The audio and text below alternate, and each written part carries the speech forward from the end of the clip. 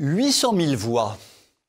C'est le très attirant potentiel électoral des descendants des harkis, ces valeureux combattants, supplétifs musulmans, qui, aux heures les plus sombres de la guerre d'Algérie, firent le choix courageux de la France contre les barbares du FLN. Malheureusement, aujourd'hui, pour la Macronie, la question n'est pas de savoir si ces gens-là ont droit à notre gratitude éternelle, si nous avons une dette morale envers eux pour le sacrifice qu'ils ont pu faire de leur bonheur, de leur avenir, de leur terre natale et parfois même de leur vie pour l'amour de la France. Non, non, non, non, non.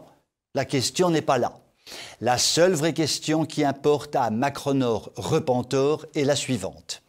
Est-ce que ces gens-là et leurs familles vont voter pour moi?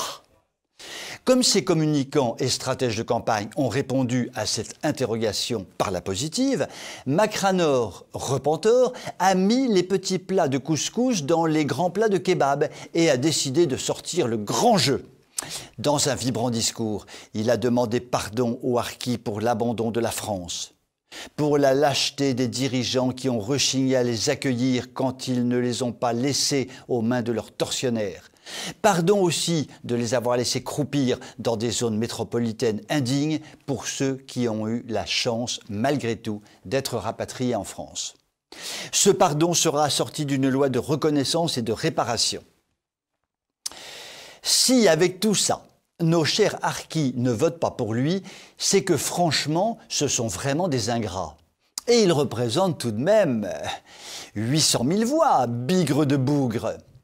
Au nom de sa petite, mesquine, insupportable arithmétique électorale, Macrominus a oublié que les harkis sont peut-être plus que la moyenne des gens d'honneur et qu'ils ne se laisseront peut-être pas acheter aussi facilement.